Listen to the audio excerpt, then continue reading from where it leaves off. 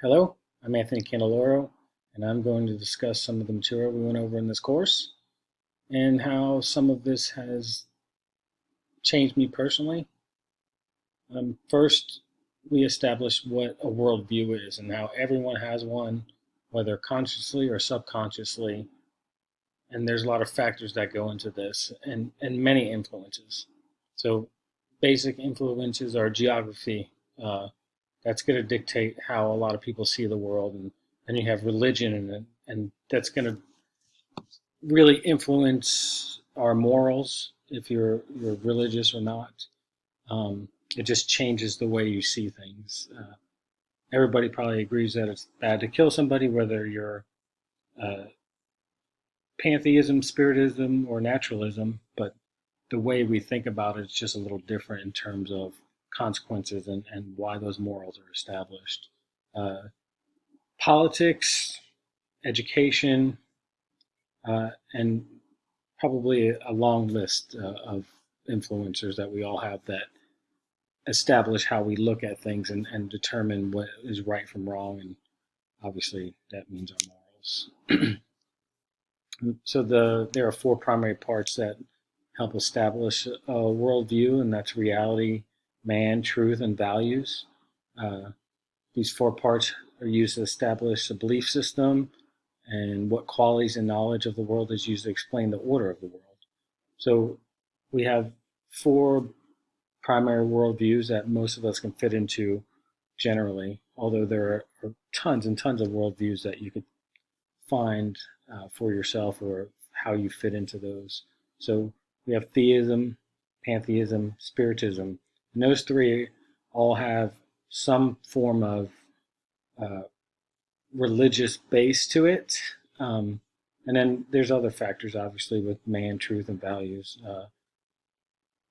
And then you have naturalism, which is the only one that's kind of in contrast to the other three, where it's more based on evolution, the natural movement of the world, and how we interact with that.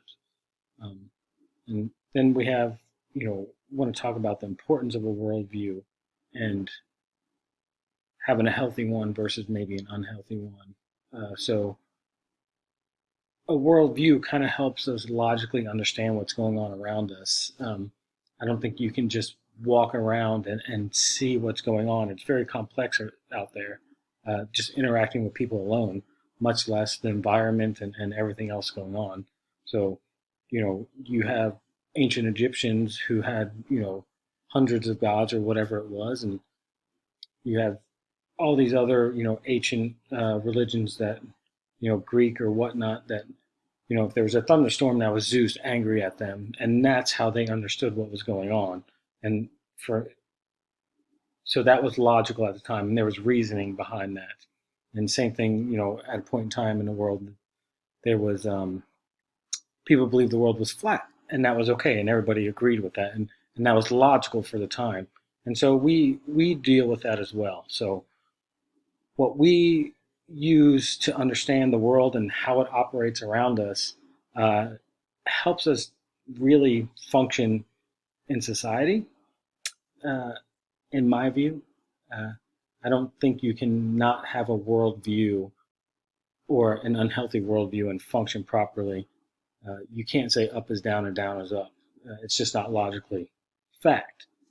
So you can't have skewed views or not cognitive reasoning behind some of your worldviews, and really how complex we are as people and our emotions and all these things that we have. We need these worldviews to function and understand how the world is operating around us, even if it might be proved later that it's not factually correct. But right now, this helps us understand what's going on in the world and gives us kind of some reason to be here, and how we motivate ourselves to be in the world we're in.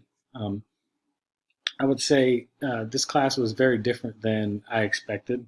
Uh, I take a lot of ethical courses in the Navy because I deal with finance and pilferable material, and it's always even like Navy contracts, and we're always talking about morals, right from wrong, but it's a lot of more law and federal laws and things, how we apply those and how we're allowed to set up contracts and what we're allowed to purchase and spending limits and things that, Congress has enacted us, and we have to enforce those rules and apply them as we work.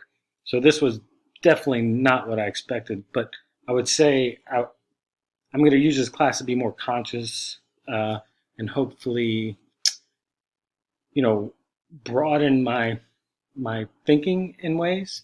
And I'm looking forward to trying to apply some of what we learned. And I don't always feel that with every class that I take. Thank you for your time. You guys have a good one.